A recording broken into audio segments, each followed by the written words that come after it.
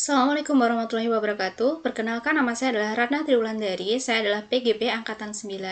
Kali ini saya akan membawakan demonstrasi kontekstual modul 1.1 tentang strategi dalam mewujudkan pemikiran Ki Hajar Dewantoro melalui pendidikan yang berpihak pada murid. Pendidikan yang berpihak pada murid merupakan pendidikan yang menitik beratkan peserta didik sebagai prioritas utama yang harus dilayani. Selanjutnya, bagaimana karakteristik pendidikan yang berpihak pada murid? Yang pertama, murid adalah manusia merdeka. Menurut Ki Hajar Dewantoro, setiap anak adalah manusia merdeka, sehingga pendidikan harus berpihak pada peserta didik, agar peserta didik dapat selamat dan bahagia baik sebagai manusia maupun sebagai anggota masyarakat. Karakteristik pendidikan yang berpihak pada murid yang kedua adalah mengembangkan potensi, bakat, dan minat. Pendidikan yang berpihak pada peserta didik adalah pendidikan yang memperhatikan potensi, minat, dan bakat masing-masing peserta didik, di mana potensi berarti kemampuan yang mempunyai kemungkinan untuk dikembangkan. Bakat merupakan kemampuan bawaan yang dimiliki oleh manusia, sedangkan minat adalah tercipta karena adanya ketertarikan kuat atas sesuatu. Karakteristik yang ketiga adalah sesuai dengan kodrat anak. Ki Hajar Dewantoro mengingatkan bahwa pendidikan anak sejatinya menuntun anak supaya dapat mencapai kodratnya sesuai dengan kodrat alam dan kodrat zamannya. Selanjutnya, peran guru dalam pendidikan yang berpihak pada murid telah dijelaskan oleh Ki Hajar Dewantoro. Menurut Ki Hajar Dewantoro, beliau mengenalkan konsep pendidikan momong, among, dan ngemong yang kemudian menjadi 3 prinsip dasar kepemimpinan dalam pendidikan, yaitu yang pertama, Eng ngarso sung tulodo. Artinya, ketika guru ada di depan, maka guru harus membimbing serta memberikan contoh. Yang kedua, Eng mandio mangon karso. Artinya, ketika guru ada di tengah, maka guru harus memberikan semangat atau stimulus ide-ide.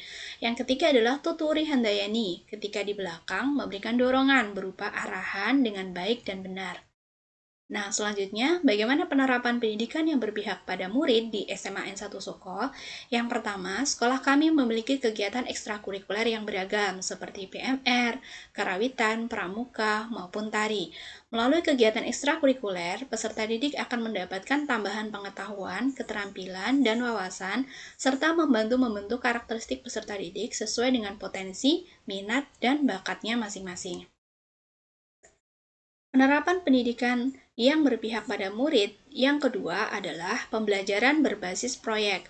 Pembelajaran berbasis proyek memberikan kemerdekaan kepada peserta didik untuk merencanakan aktivitas belajar, melaksanakan proyek secara kolaboratif, dan pada akhirnya menghasilkan produk kerja yang dapat dipresentasikan kepada orang lain.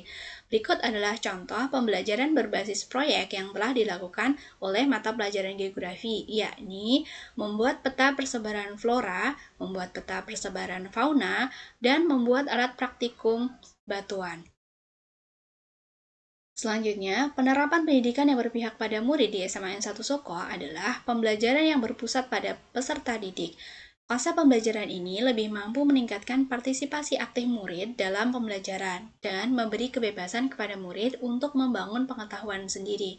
Sebagai contoh, pada mata pelajaran geografi, guru telah menerapkan pembelajaran yang berpusat pada peserta didik dengan berbagai model, misalkan problem-based learning, project-based learning.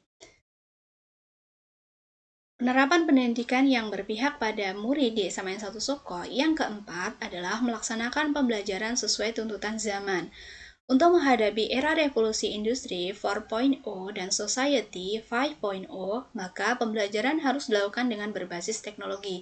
Sebagai contoh adalah menerapkan TPEC dalam pembelajaran. Adapun platform yang biasa digunakan, misalkan Canva, Quizzes, Wordwall, Google Form, Jamboard, portal e-learning, dan lainnya. Berikut adalah contoh pembelajaran TPEC yang telah diterapkan dalam mata pelajaran geografi, yaitu menggunakan Wordwall untuk melakukan evaluasi di akhir pembelajaran dan menggunakan media Canva untuk menjelaskan materi pembelajaran. Selanjutnya, apa sih tantangan penerapan pendidikan yang berpihak pada murid? Tantangannya yang pertama adalah pemahaman guru yang masih kurang mengenai filosofi pendidikan menurut Ki Hajar Dewantoro. Yang kedua adalah kemampuan guru dalam menerapkan pembelajaran berbasis IT dan sesuai dengan perkembangan zaman masih belum merata. Selanjutnya, solusi apa yang dapat ditempuh? Yang pertama adalah memahami filosofi pendidikan menurut Ki Hajar Dewantara, misalnya dengan mengikuti PGP, seminar, maupun workshop. Yang kedua adalah meningkatkan kemampuan dalam bidang IT melalui berbagai pelatihan baik online maupun offline. Nah, sekian dari saya. Terima kasih. Assalamualaikum warahmatullahi wabarakatuh.